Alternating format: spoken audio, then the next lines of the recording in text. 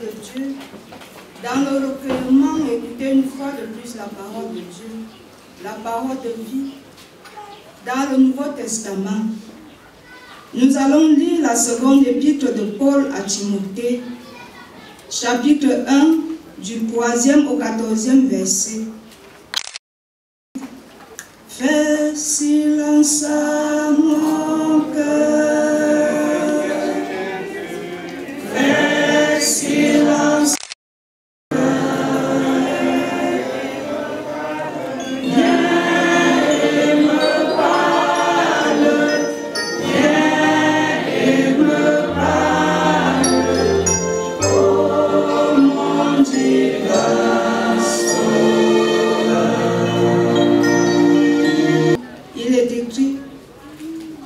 Je rends grâce à Dieu que mes ancêtres ont servi et que je sais avec une conscience pure de ce que nuit et jour, je me souviens continuellement de toi dans mes prières, me rappelant tes larmes et désirant te voir afin d'être rempli de joie, gardant le souvenir de la foi sincère qui est en toi, qui habita d'abord dans ton aïeul Loïs et dans ta mère Eunice, et qui, j'en suis persuadée, habite aussi en toi.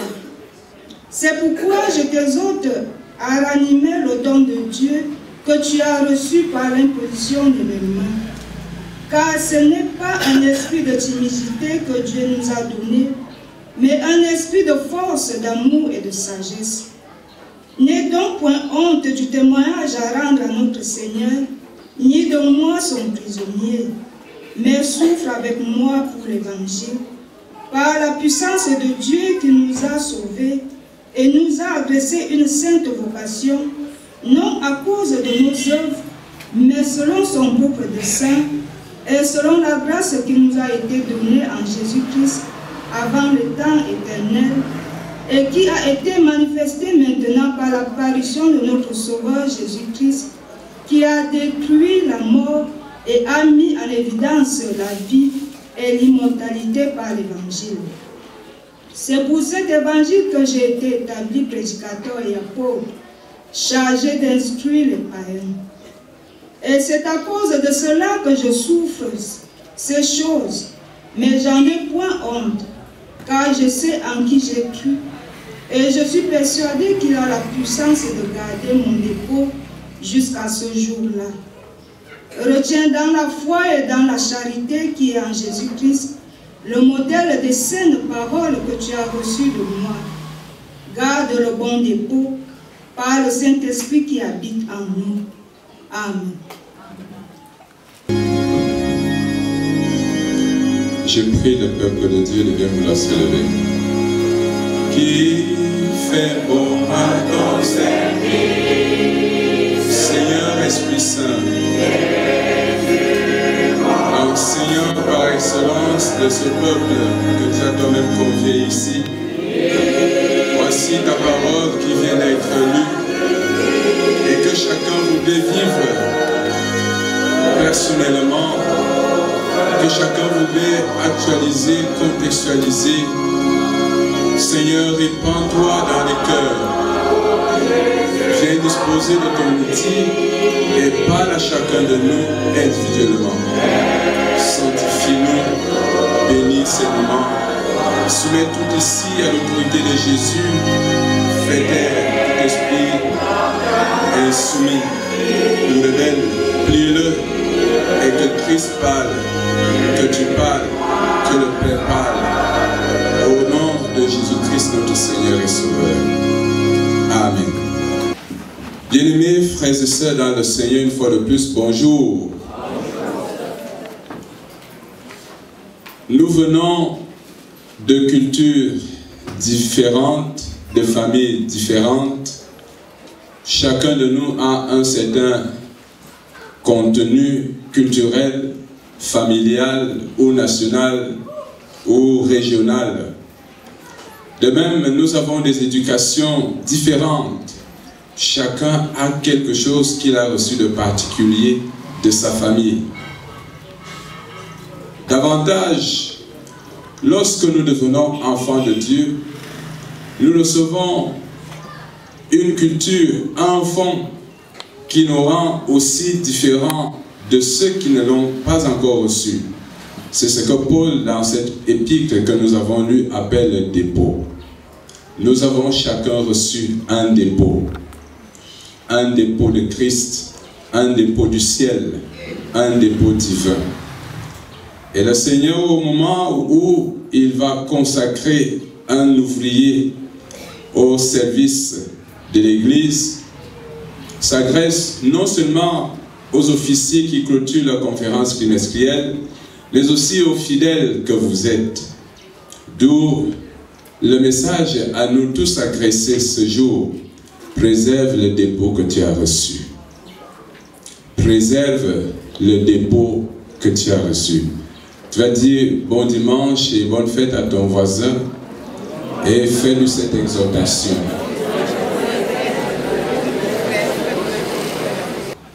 Préserver, c'est faire des efforts, faire des sacrifices, se donner et s'adonner pour que ce qu'on a reçu soit conservé dans sa dignité, dans sa pureté. Que la chose ne soit point phagocytée, qu'elle ne soit point corrompue, qu'elle soit développée, qu'elle soit croissante, qu'elle prospère. Et nous avons reçu Jésus-Christ. Nous avons reçu son évangile. Nous avons reçu sa paix. Les anciens, les diacres ont reçu une onction, sinon des onctions. Vous aussi, fidèles, avez reçu une certaine onction, un dépôt de l'Esprit Saint lorsque vous avez été confirmés, lorsque vous avez été réaffirmés, lorsque vous avez reçu votre baptême. Chacun de nous a reçu quelque chose du Seigneur, de Dieu, à travers les pasteurs. Et Paul, qui est une sorte de métis culturel, de père grec et de mère hébreu, est né dans ce métissage culturel. Il y a la foi hébraïque que sa mère lui a inculquée, et sa grand-mère aussi, comme le dit Saint Paul dans cette épître, avait une foi hébraïque, elle était pieuse. Et Paul va donc recevoir cet enfant dans la communauté de sa mère. L'enfant lui est présenté par l'assemblée et Paul va adopter Timothée comme étant son fils et va l'aimer ainsi. Et par la suite, croissant dans la foi, Timothée va recevoir de Paul l'imposition de main pour devenir pasteur, un responsable de l'Église. Et dans cette épître, Paul écrit à son fils étant en prison. C'est un prisonnier qui s'agresse à quelqu'un qui est libre, mais un prisonnier qui a la foi. Il y a ici dans ce texte une intimité entre Paul et Timothée. Il y a une complicité entre le consécrateur et le consacré, entre le fidèle, entre le fils spirituel et son père spirituel. Paul parle des larmes qu'il a vues couler des yeux de Timothée au moment de la séparation. Ceci voudrait dire qu'entre nous, entre les anciens, les pasteurs, les diacres, les pasteurs, entre les fidèles, en cette assemblée, il devrait y avoir entre nous une intimité. L'intimité est liée à ce que nous avons tous reçu un même esprit. Nous avons reçu l'esprit du Père, qui est l'esprit du Fils. Cet esprit nous anime tous et devrait entretenir entre nous une profonde fraternité. L'amour qui existe, qui devrait exister ou qui existe entre les enfants de Dieu est supérieur à l'amour qui unit les parents, je veux dire les frères et sœurs d'une même famille. Dans la famille, il y a les liens de sang qui peuvent être corrompus et voilà un enfant qui devient bandit, braqueur, un enfant qui devient terroriste et qui est prêt à sacrifier sa famille. Mais nous devenons des fils de Dieu, nés de l'Esprit, nés de Dieu, et nous sommes animés par un même esprit qui nous anime, je veux dire qui nous pousse à aller dans une même direction. Un même esprit qui harmonise nos divergences de vision, d'options, et nous conduit dans une vision unique, la vision de l'amour, de la paix, de la gloire de Dieu. C'est ce qui unit Paul et Timothée. Et cette même intimité devrait exister entre nous. entre vous et moi, entre vous, entre nous, peuple de Dieu. C'est dire que, bien-aimés frères et sœurs, ce qui doit prévaloir dans une communauté qui se veut chrétienne, c'est l'amour. Lorsque dans une communauté, il n'y a plus cette complicité, cette fraternité, il y a un problème. Timothée est considéré comme étant sorti des entrailles spirituelles de Paul. Et cette intimité les unit. Cette intimité les met ensemble au point où Paul a tellement envie de voir son fils pour vivre une joie supérieure parce qu'il est en prison, il est dans les chaînes.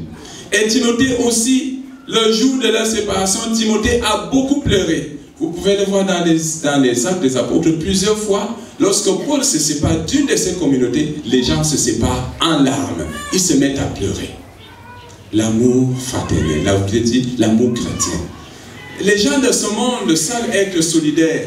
Ils savent entretenir la fraternité. On entend même parler de la fraternité chez les francs-maçons, chez les rosicruciens. Mais c'est une fraternité, je ne veux pas dire moribonde, c'est une fraternité corrompue, sinon une pseudo-fraternité. Parce que, quelque temps après, les gens se regardent comme des chiens prêts à bondir les uns sur les autres. C'est chacun qui va arracher, qui veut éliminer l'autre pour se mettre en posture.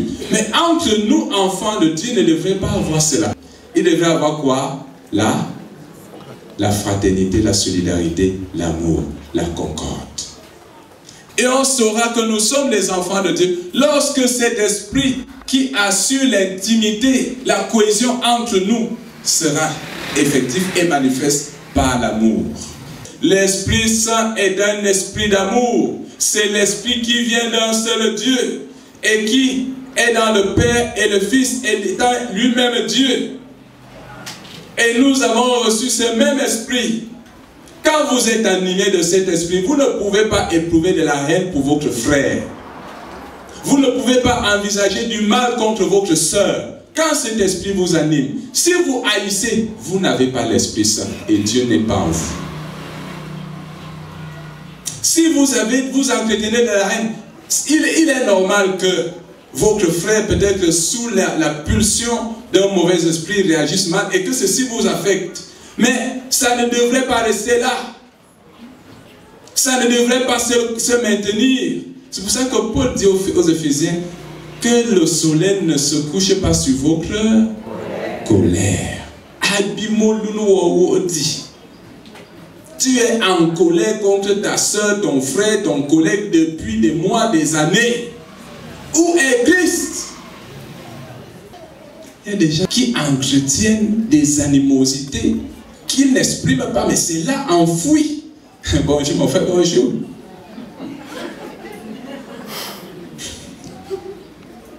Parce qu'il n'ose pas exprimer, mais c'est là. Il avait juré que entre lui et elle, entre lui et lui, Allen, non. Si tu es responsable de l'Église, ancien diacre, si tu es fidèle du Christ, sache que avec ton frère là, quel que soit ce qu'il est, ce qui doit vous unir, ce qui doit vous relier, ce qui doit entretenir, ce qui doit être entre vous là, c'est quoi? Quoi? Et les gens du monde se comportent. Il te provoque quand tu veux réagir. Et il dit même qu'il est pasteur. Et il dit même qu'il est ancien de l'église. Il dit même qu'il est chrétien. Vraiment, vos histoires d'église là. Oui, peut-être qu'ils ont raison parce que Jésus a dit à Pierre, tu pardonneras à ton frère 77 fois 7. Pardonnons-leur. Entretiens, préserve les dépôts que tu as. Parce que ces dépôts, Satan le veut détruire. Satan sait ce que tu as reçu. Le démon sait ce que tu as reçu et il sait que c'est un poison pour toi. Je voulais dire pour lui. Envenez, mando, menkale, préserve-vous. Parce que quand tu vas te laisser phagocyter, tu es éteint. Si tu perds le dépôt, si tu corromps le dépôt, tu vas le perdre et tu seras vulnérable. Quand vous perdez le dépôt, ça se vide et vous devenez comment dire ça? Un repère de démons. C'est Jésus lui-même qui le dit, que quand un mauvais esprit s'en va, quand il est chassé, il part avec fureur et il dit, sauf si je ne suis pas. Et il va quelque part sans répit, il dit, je dois rentrer, je dois me venger. Et il va chercher 7 autres démons plus puissants que lui. 7 autres plus puissants que lui. Et ils viennent. Parce que quand il est là-bas, on s'est dit que la maison est vide. Tu as été nettoyé, tu as été purifié, tu as été lavé. Et on t'a donné quelque chose. Mais, curieusement, la maison se retrouve vide. Pourquoi elle est vide? Parce que tu n'as pas entretenu le dépôt. Et ça se retrouve vide. Les démons disent, je peux entrer ici, mais je ne peux pas entrer seul. Je crains celui qui m'a foudroyé là. Je vais chercher le secours. Il vient donc avec 7 autres démons. Et quand on dit 7 autres démons, ça peut être, vous savez ce que c'est que le 7.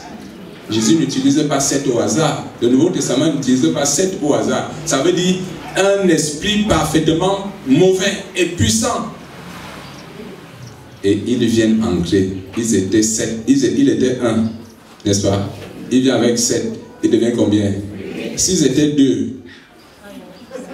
Et comme vous savez qu'ils sont rarement 1. Vous vivez donc la Pentecôte des démons. La Pentecôte des mauvais esprits. Et Jésus lui-même dit, la condition d'une telle personne devient pire qu'avant. Préserve les dépôts que tu as reçus. À cet effet, Paul dit à Timothée, je t'exhorte à ranimer le don de Dieu que tu as reçu par l'imposition de mes mains. Je vous exhorte, fidèles de Christ, peuple de Dieu, à ranimer, à faire vivre, à maintenir debout, vaillant, croissant, le don de Dieu que vous avez reçu par imposition de mains. Préservez-le. Il est question de l'animer, de le faire vivre, de le vivifier, de le requinquer, de l'attiser, ce don, ce dépôt, par une vie de prière, par une vie de méditation, par une vie de sanctification, une vie de contemplation du Christ. Quand on parle de contemplation du Christ, n'allez pas voir dans le sens ésotérique. Il est simplement question de l'imitation du Christ. Imiter Christ, prier en l'imitant. Prier le Christ en l'imitant, imiter le Christ en le priant. Jeûner en imitant le Christ, imiter le Christ en jeûnant. C'est ça la contemplation du Christ. Seigneur, tu es si doux. Aide-moi à être doux comme toi. Parce que je sens que je ne suis pas doux. Alors, je prie le Seigneur. Je jeûne pour briser l'arrogance. Il faut que ce que tu as reçu en toi soit ranimé. Il faut que cela soit animé. Il faut que ça croisse. Et les gens du monde se comportent. Ils te provoquent. Il te provoque quand tu veux réagir. Et il dit même qu'il est pasteur. Et il dit même qu'il est ancien de l'église. Il dit même qu'il est chrétien. Vraiment, vos histoires d'église là. Oui, peut-être qu'ils ont raison parce que Jésus a dit à Pierre, tu pardonneras à ton frère 77 fois 7. Pardonnons-leur. Entretien, préserve les dépôts que tu as. Parce que ces dépôts, Satan le veut détruire. Satan sait ce que tu as reçu. Le démon sait ce que tu as reçu et il sait que c'est un poison pour toi. Je voulais dire pour lui. Envenez, mando, menkale, préserve-vous. Parce que quand tu vas te laisser phagocyter, tu es éteint. Si tu perds le dépôt, si tu corromps le dépôt, tu vas le perdre et tu seras vulnérable. Quand vous perdez le dépôt, ça se vide et vous devenez comment on dit ça? Un repère de démons. C'est Jésus lui-même qui le dit, que quand un mauvais esprit s'en va, quand il est chassé, il part avec fureur et il dit, sauf si je ne suis pas. Et il va quelque part sans répit, il dit, je dois rentrer, je dois me venger. Et il va chercher 7 autres démons plus puissants que lui. 7 autres plus puissants que lui. Et ils viennent. Parce que quand il vient là-bas, il découvre que la maison est vide. Tu as été nettoyé, tu as été purifié, tu as été lavé. Et on t'a donné quelque chose. Mais, curieusement, la maison se retrouve vide. Pourquoi elle est vide? Parce que tu n'as pas entretenu le dépôt. Et ça se retrouve vide. Les démons disent, je peux entrer ici. Mais je ne peux pas entrer seul. Je crains celui qui m'a foudroyé là. Je vais chercher le secours. Il vient donc avec 7 autres démons. Et quand on dit 7 autres démons, ça peut être... Vous savez ce que c'est que le 7? Jésus n'utilise pas 7 au hasard. Le Nouveau Testament n'utilise pas 7 au hasard. Ça veut dire un esprit parfaitement mauvais et puissant. Et ils viennent entrer. Ils étaient 7. Il était 1, n'est-ce pas? Il vient avec 7. Il devient combien? S'ils étaient 2. Et comme vous savez qu'ils sont rarement 1. Vous vivez donc la Pentecôte des démons. La Pentecôte des mauvais esprits. Et Jésus lui-même dit, la condition d'une telle personne devient pire qu'avant. Préserve les dépôts que tu as reçus. À cet effet, Paul dit à Timothée, je t'exhorte à ranimer le don de Dieu que tu as reçu par l'imposition de mes mains. Je vous exhorte, fidèles de Christ, peuple de Dieu, à ranimer, à faire vivre, à maintenir debout, vaillant, croissant, le don de Dieu que vous avez reçu par imposition de mains. Préservez-le. Il est question de l'animer, de le faire vivre, de le vivifier, de le requinquer, de l'attiser, ce don, ce dépôt, par une vie de prière, par une vie de méditation, par une vie de sanctification, une vie de contemplation du Christ. Quand on parle de contemplation du Christ, n'allez pas voir dans le sens ésotérique. Il est simplement question de l'imitation du Christ. Imiter Christ, prier en l'imitant. Prier le Christ en l'imitant, imiter le Christ en le priant. Jeûner en imitant le Christ, imiter le Christ en jeûnant. C'est ça la contemplation du Christ. Seigneur, tu es si doux. Aide-moi à être doux comme toi. Parce que je sens que je ne suis pas doux. Alors, je prie le Seigneur. Je jeûne pour briser l'arrogance. Il faut que ce que tu as reçu en toi soit ranimé. Il faut que cela soit animé. Il faut que ça croisse. Souvenez-vous, je vous ai pris cette image du saut en hauteur. Dans la spiritualité, si tu résistes, quand tu résistes à Satan, quand tu résistes à un mauvais esprit, c'est comme un athlète qui fait un saut d'une certaine hauteur. Quand tu fais ce saut à cette hauteur, le démon qui sait déjà à quel niveau tu es, va chercher du renfort pour que, au niveau où tu es, que tu ne puisses plus aller au-delà. Il t'attend à ce niveau. Alors si tu penses que tu es arrivé, lorsque tu vas encore revenir, tu es pris au piège. Il faut toujours chercher à sauter à un niveau supérieur. Et c'est ça qui fait qu'on, quand on pense qu'on est arrivé, on régresse. Quand on pense qu'on est déjà, on régresse. On tombe, on se retrouve au fond. Quand un ancien d'église pense qu'il a déjà le vent en poupe, quand un diable pense qu'il a déjà le vent en poupe, Si le pasteur pense qu'il a déjà le vent en poupe et qu'il dorme sur ses dos, alors ce qui va se passer, c'est que le malin, qui l'a déjà maîtrisé et cerné, l'attend là. Il porte des embuscades à ce niveau-là. Et quand tu reviens, tu es pris. Il faut que tu sois rendu insaisissable. Il faut que tu sois rendu indépassable. Il faut que tu sois rendu incernable. Le malin ne doit pas pouvoir te calculer, te prévoir. En psychanalyse, on parle souvent du principe stimulus-réponse, SR. Si on pique là, c'est sûr qu'il va réagir comme ça. Hein?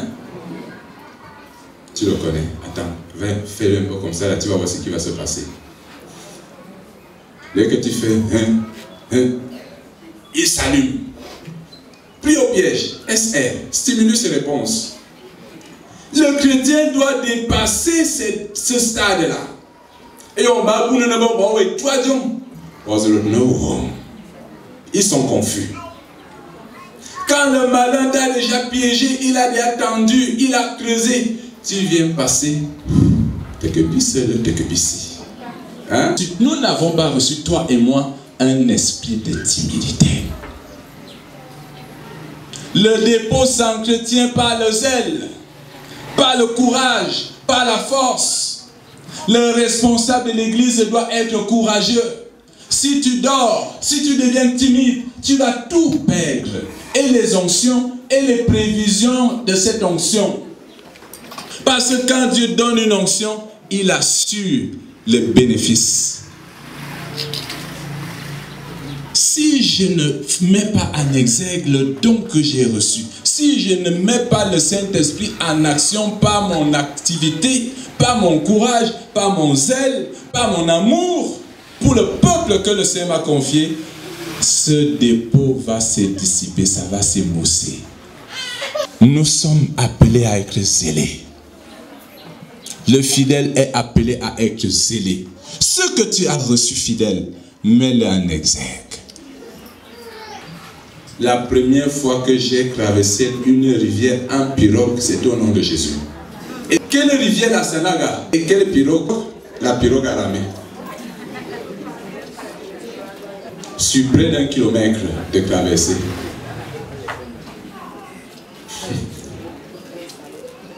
Il faut que tu sois prêt pour le Seigneur. Il faut que tu sois prêt à vivre pour lui.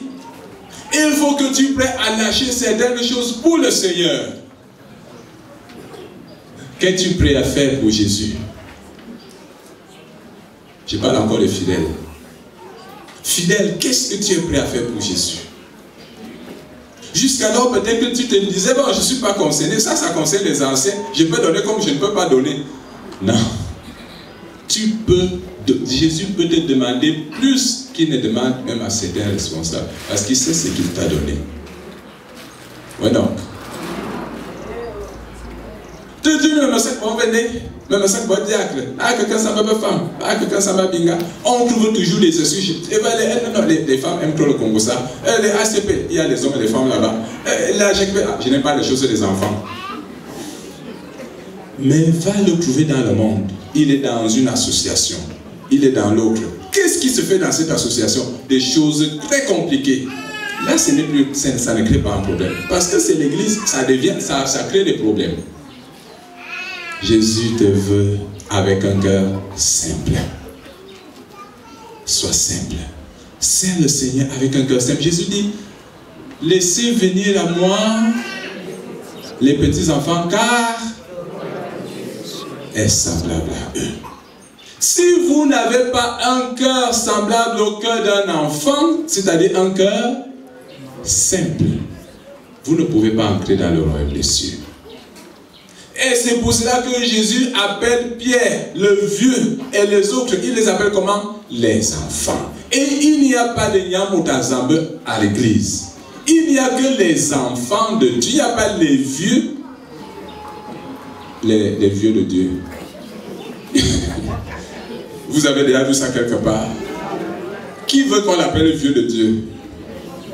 Vieille de Dieu. bien les enfants de Dieu. Bonne besambe. Hein? Dis au vieux qui est à côté de toi que tu es un enfant de Dieu.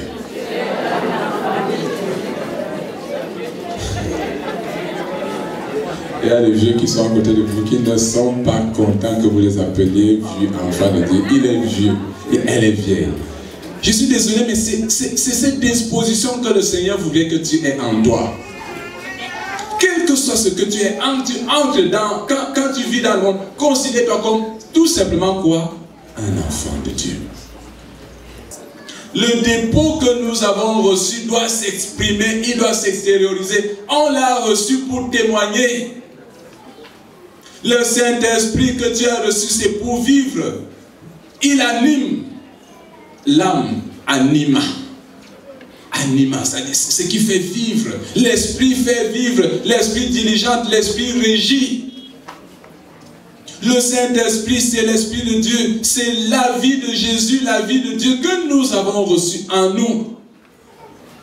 Et cette vie-là doit être extériorisée. Elle ne doit pas rester enfouie, la cacher. Si tu enfouis ça, tu fermes, ça ne va rien donner, ça ne va rien produire. Le Saint-Esprit va s'agresser. C'est un esprit d'action. Que le Seigneur te bénisse pour que ton cœur se libère de la honte. Titano son. Hein? Titano son, titano do, titano mamabe,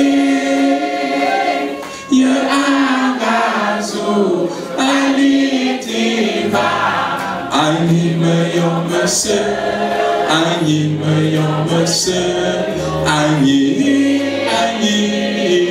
yomase. Je dois dire à moi, honte va dans de moi. Sentiment de honte quitte mon cœur. Je voudrais servir le Seigneur avec un cœur simple. Je voudrais à la limite, s'il le faut, devenir fou pour servir le Seigneur. Parce que si tu as honte, tu ne pourras pas servir. Et pour pouvoir servir le Seigneur, il faut que tu sois fou. Hein? Quand il faut donner, tu donnes.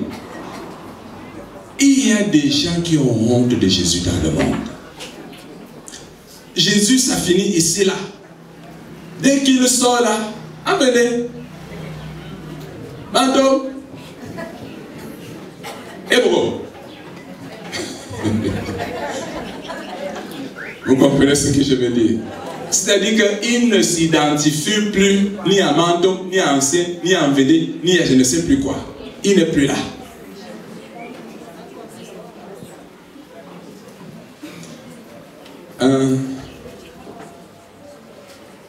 Un protestant, un pasteur et un catholique rentrent dans le bar.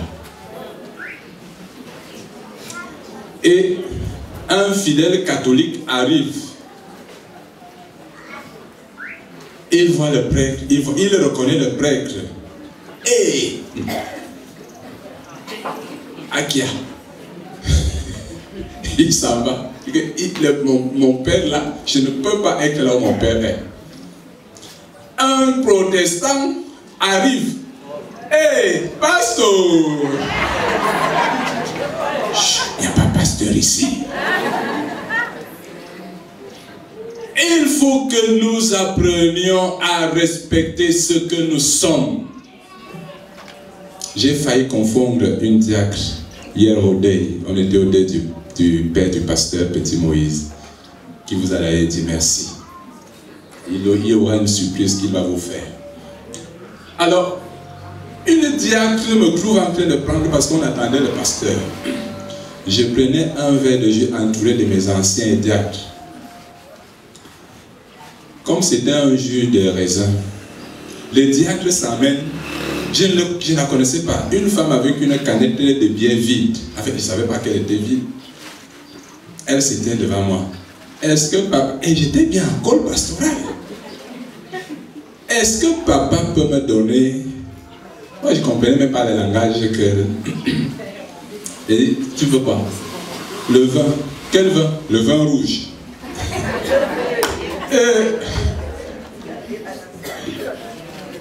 Tu demandes le vin rouge au pasteur. Et les anciens lui disent, ce n'est pas le vin, c'est le jus. Elle dit, je veux le vin. Mais le diacre, elle donne immédiatement son adresse. Elle dit, donc, toi, diacre, tu viens demander le vin rouge au pasteur. Toi, tu es le complice des vins de tes pasteurs. Elle a insisté. Pour qu'elle parte de là, il a fallu que j'use d'un certain charisme. Elle a vraiment failli être très humiliée. Je lui ai dit, va tant que je suis encore comme je suis là. Elle est partie très mal à l'aise. On ne respecte plus ce qu'on est, on ne respecte plus la sacralité. Je dois veiller à ce que je suis. Je dois veiller au dépôt de Christ qui est en moi. Je dois le préserver. Je vais dans le monde. Le monde doit vivre. Je dois extérioriser ce qui est en moi. On doit voir que je suis pasteur. On doit voir que je suis ancien, que je suis diacre. On doit voir que tu es chrétien. Et quand demain même, coûte que va le mariage, là va se gâter, tu vas faire comment?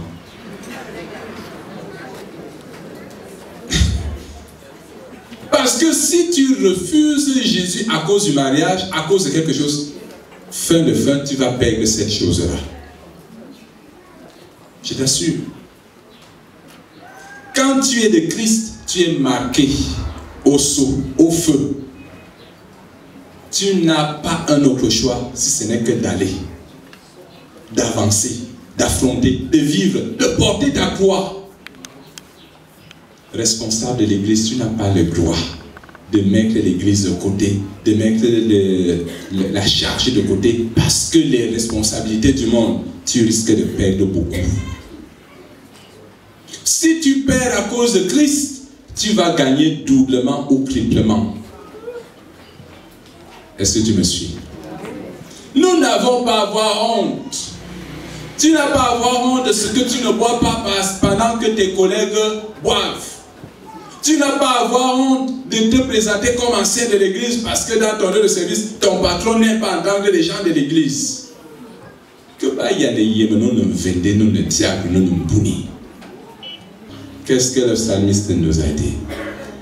Le psalmiste a dit que les yeux de l'Éternel sont sur les justes et ses oreilles sont attentives à leurs cris. Quand un juste crie, le Seigneur entend et il répond. Oui, nous allons consacrer un diacre. Vous, anciens diacres, vous êtes déjà consacrés pour paître le troupeau du Seigneur. Et le responsable ne doit pas reculer parce qu'il y a l'adversité devant. Je ne dois pas reculer parce qu'il y a l'adversité devant. Plusieurs fois j'étais face à des obstacles. Plusieurs fois j'étais en danger. Mais j'ai dit ça, ce ne sont pas des dangers, ce sont des épreuves. Je sais que je ne suis pas seul. Je ne suis jamais seul. Car l'ange de l'Éternel campe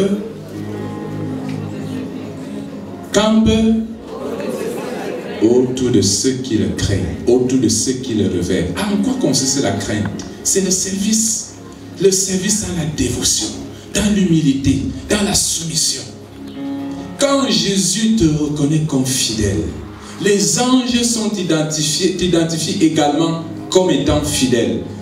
Ils deviennent ton compagnon, je veux dire tes compagnons de service.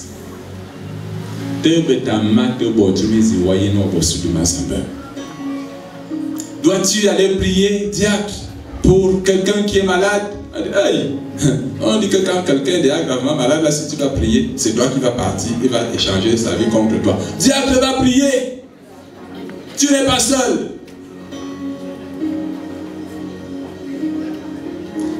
Est-ce que tu veux aller soutenir quelqu'un qui est malheureux? Ne crains plus jamais.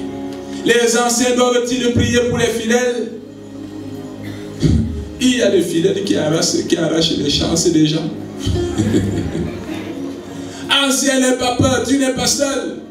Le problème, c'est quand tu vas prier, qu'est-ce que tu penses? Est-ce que tu te mets devant et tu veux montrer que c'est toi, tu es charismatique? Là, comme vous aimez parler des chansons, on va t'arracher des chansons là. Mais si tu crois que Seigneur, je suis qu'un instrument, dans la main est la toute-puissance, la droite de l'Esprit Saint. Seigneur, me voici, dispose de moi. Alors, même si c'est le dragon qui est devant toi, quand tu diras au nom de Jésus, tu agiras.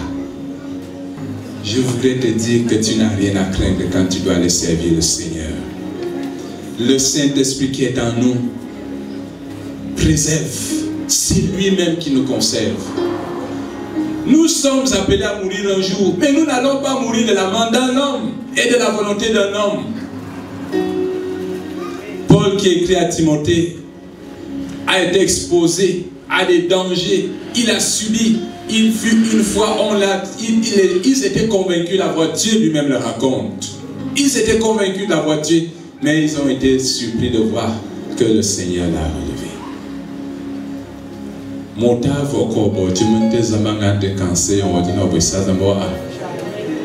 Si tu dois briller, si tu dois aimer ta famille, aime ta famille. Peu importe ce qui se passe dans ta famille, tu n'as plus à avoir peur. Tu dois témoigner. Le monde doit savoir que Jésus est tout puissant à travers toi. Que le Seigneur vous bénisse. Pour que notre Église, dans toutes ses ailes, les anciennes églises, les diacres, la GP, les FCP, les HCP, l'association des hommes, l'association des filles, des femmes, les chorales, que tous nous soyons animés de cet esprit. Que ces dépôts vibrent en nous, en puissance, qu'ils vibrent en nous de feu et vibrant en nous, que nous travaillions dans l'harmonie pour bâtir la cathédrale. Que nous travaillions en harmonie pour nous soutenir les uns les autres. Et que sortant d'ici, nous allions briller dans nos familles, dans nos lieux de service. Que le monde sache que Jésus est vivant à travers nous. Paul dit, le monde attend la révélation des fils de Dieu. Nous sommes appelés à révéler. Jésus est venu pour révéler. Je suis venu rendre témoignage à la vérité. Il est parti nous envoyer l'esprit de vérité pour qu'à notre tour, nous aussi nous rendions témoignage à cette même vérité. Et c'est l'évangile. Que cet esprit habite en toi. Lui qui est déjà en toi, qu'il continue à te soutenir. Préserve le dépôt qui est en toi. Galvanise-le, développe-le. Et toutes ces choses-là qui travaillent pour que ces dépôts soient corrompus, qu'ils s'éteignent. Et la haine, et la colère, et la concupiscence, et toutes ces choses-là. Prie le Seigneur pour l'intelligence. Garde vos pensées, votre esprit, votre âme, et même votre corps scellé dans le Christ par la puissance de l'Esprit Saint. Pour une église forte, pour une paroisse cognée, debout, peu importe ce que nous avons en face de nous, et que notre pays en bénéficie. Qui me relève dans mes chemins.